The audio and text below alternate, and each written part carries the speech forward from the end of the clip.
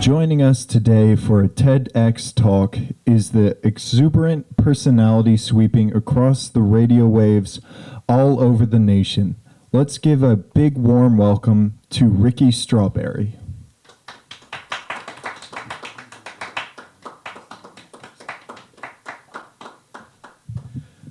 Joining us today for a TEDx talk is the exuberant personality sweeping across the radio waves all over the nation. Let's give a big warm welcome to Ricky Strawberry. Woo! Yeah, Ricky. Okay, yeah. Joining us today for a TEDx talk is the exuberant personality sweeping across the radio waves all over the nation. Let's give a big warm welcome to Ricky Strawberry.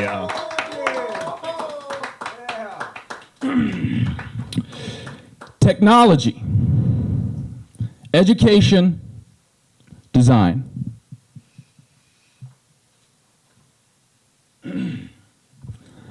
Technology, education, design.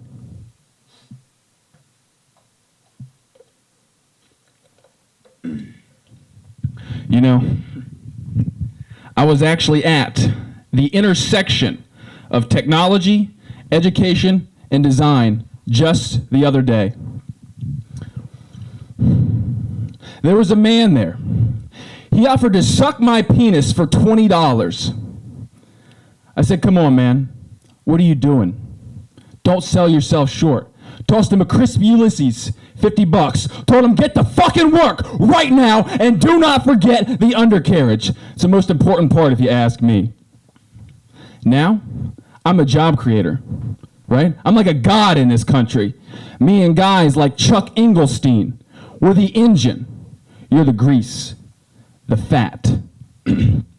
I'm the meat, the potatoes, the butter, the sour cream, salt, pepper, green onions, pound of sugar, pound of flour, cereal, jar of peanut butter,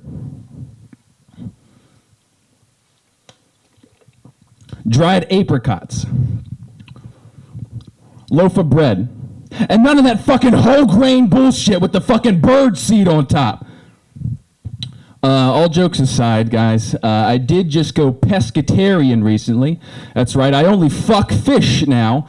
It started out, I was really just sort of cutting out red meat. I was really only fucking chicken, pork on like holidays. It's hard to imagine a nice family holiday dinner without having sex with a nice juicy pork tenderloin. I don't think, though, that I could ever go, vegetarian, right? Only fucking vegetables? Only fucking vegetables and fruits. Only fucking vegetables and fruits. And I definitely could not go vegan. I mean, not having sex with cheese. That's like my holy grail, right? If I am a really good boy, and I am talking straight A's and no back talking Mrs. Lambert, I'll go out and I'll buy myself a 10, 15-pound ball of mozzarella, and I'll just go to fucking town on that thing, really rip into it like there's some genuine human emotion or affection waiting for me inside of it. But here's the thing. Just like oil, God wouldn't have put meat on this earth if he didn't want us to fuck it. I'm only joking, right? Because I don't believe in God. I do fear him, though. I do fear him. I'm terrified of him. I'm a God-fearing man, that's for sure. I'm a God-fearing man. And another thing that I'm scared of, but I don't believe in, ghosts. Right there. I do not believe in ghosts. I am terrified of ghosts. Aliens do not exist. I am utterly terrified of aliens. Really, though, I'm just scared of things that could have sex with me without my knowledge. God, ghosts, aliens, frat boys, all equals in my mind. All equals in my mind. God is a roofie. I'll say that right now. I'm not afraid to say that. God is a roofie. And I've got something else that I'm not afraid to say. Got something else. I'm a big fan of consent. Probably the world's #1 fan. Nothing I love more than an enthusiastic yes. Maybe even a hell yes. Can I get a hell yes from the audience tonight? Hell yeah. Hell yes, hell yes, hell yes. Technology, education, design. You know, they say this country is a melting pot. I think it's more like a charcuterie board.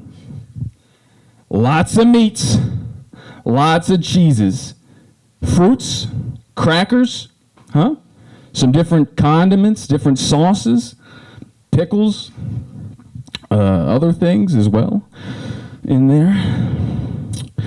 You know, a charcuterie board is just what my counter looks like before I make a sandwich.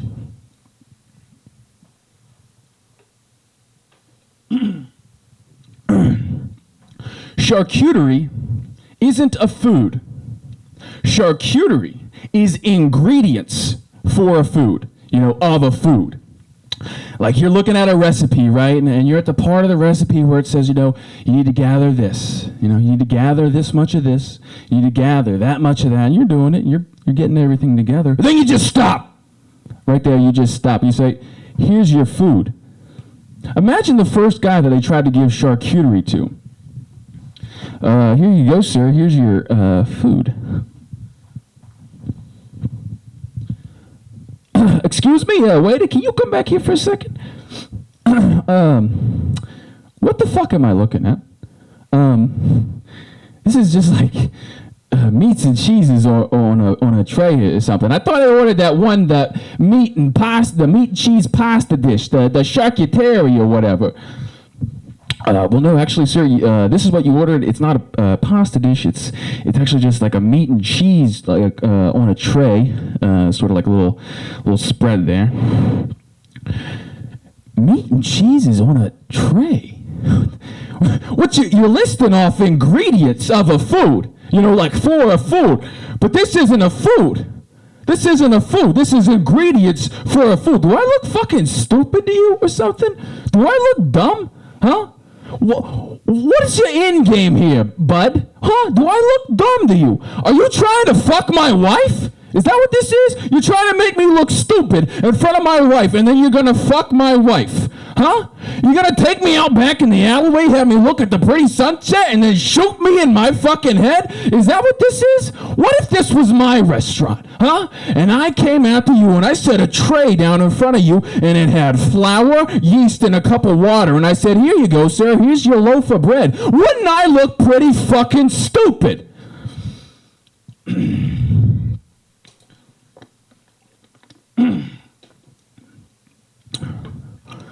Charcuterie is like the interior design of the culinary world. It's all about the arrangement, the presentation. But there's no cooking involved. There's no heat.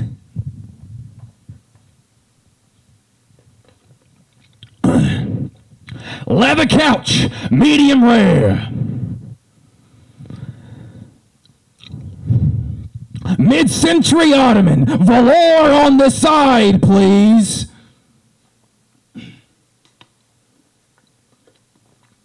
So I've been trying to get my rocks off lately. Got a load of gravel in the back of my pickup truck if anybody wants to help me unload it after the show. Then after that, we can go and have some dirty, awful, rotten sex, I've got some dank weed. We can smoke a little bit of weed, have a little bit of sex, and I've got that dank shit. I'll have you know, I've got that dank shit. I'm not smoking any of that bullshit, any of that Midwestern bullshit, you know, with the corn husks and the wheat stalks and all. I'm smoking that good shit, you know. I'm smoking that gasoline, you know. I'm smoking that cat piss. Any takers? Any takers? Anybody? Any takers? Nobody. I've got some dank stuff, you know. I've got it. It's really dank. I got some great weed, huh? I'll smoke you out. I'll smoke you out like a goddamn beekeeper at a barbecue, my friend. Any takers? Any takers? Any takers? How about this? I got a resin ball back at my place, size of my left testicle. Huh? Oh, I forgot to mention my left testicle is the size of a baseball. That's right. Doctor says I should try out for the major leagues. I say, Doc, I think this thing's fucking malignant.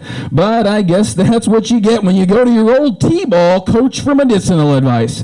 I mean, sure, he teaches a 7-year-old a mean swing.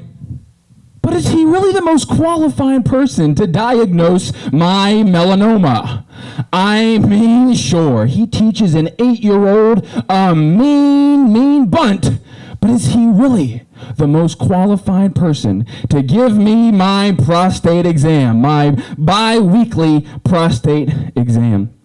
Speaking of assholes, opinions are like assholes, because you don't really know one until you've got your finger inside of it. And let me tell you, I have poked and I have pried to the bottom of a lot of opinions. Just, oh God, just smell my finger. Here, smell my finger. It's not good. It's not good. Woo!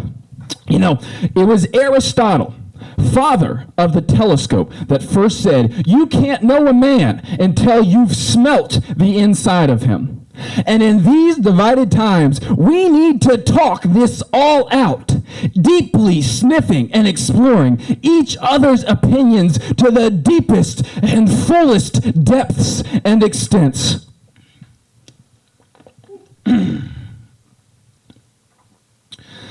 I went to the school of hard knocks. I did not graduate.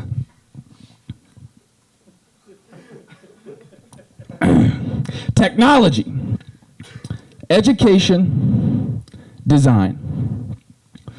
Has anybody here ever been to Japan? Anybody here ever been to Japan? No? Has anybody here ever fucked an octopus? Nobody? Has anybody here ever been fucked by an octopus? Let me tell you this, folks. Hentai in real life is terrifying. An octopus is as smart as a man and 9 times the arms. You get yourself a perverted octopus, you've got a superpowered sexual predator on the loose in the ocean. That's why I am actually a proponent of global warming. Boil the oceans, boil the oceans, boil the oceans. If we can stop even one deep sea sexual assault by the aquatics, you know, the octopi fish people, I think it's a necessary step to a bigger, better, brighter future of our country and oceanic coastal regions. The Grand Canyon. Let's talk about that. The Grand Canyon is so fucking stupid. It's a dusty hole. It's a big crack. Who gives a shit? They're saying the oceans are going to rise. Ice caps are going to melt. Oceans are going to rise. It's going to fuck everything up on the coast. That's what they're saying. Simple. Take the ocean level rise, put it in the Grand Canyon. All of a sudden, you're selling lake houses. You're selling lakeside real estate. It's perfect. It's a perfect solution. How about this? Got an idea. Get a retaining wall and a dome for the Grand Canyon, right? Get a little ecosystem going. Get some of the lame ducks in there with one wing, you know. Get some of the, you know, the fucked up fish. Get the dolphins that were born dumb or whatever. They can't swim right. You know, get just a bunch of the dumb animals, you know, some of the fucking weird looking fishes, you know, put them all in there. Then, every time the big oil company needs to have an oil spill, we'll just go to the Grand Canyon. We'll rent it out to them. They'll go out there, they'll get it all out of their system, have their big oil spill. And then we don't have to waste all that time cleaning up the Gulf and cleaning up all the ducks, scrubbing the little ducks. We'll just leave a section of the Grand Canyon as a landfill. Throw the dead ducks in there. We'll just get new ducks. I mean, it's the best idea I've ever had, I think. I mean, we could even make it an attraction.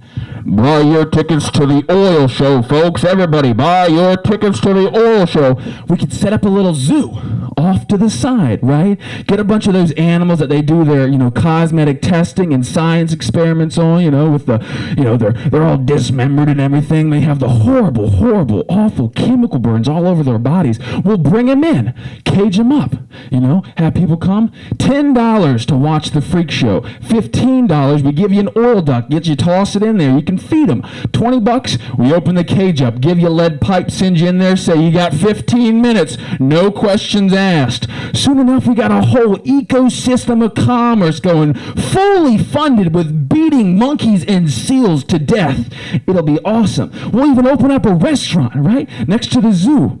Get a bunch of the animal scraps that they usually incinerate, throw them in flour, toss them in the deep fryer, tell them it's like recycling, but with meat. The hipsters will eat that shit up. I can see it now. My God. Deep fried chicken cloaca.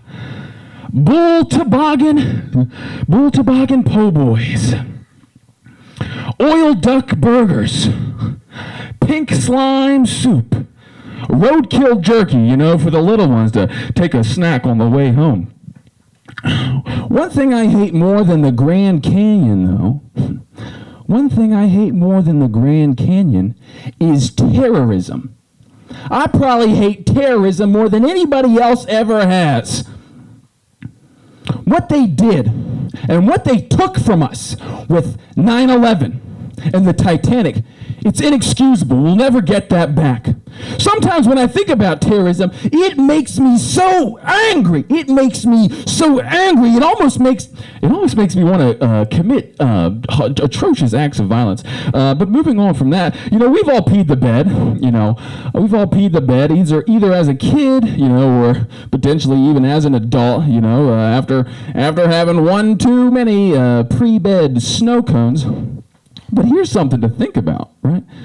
When's the last time you pooped the car? That's all I have for you tonight, folks. I hope you never forget about technology, education, and design. I love you.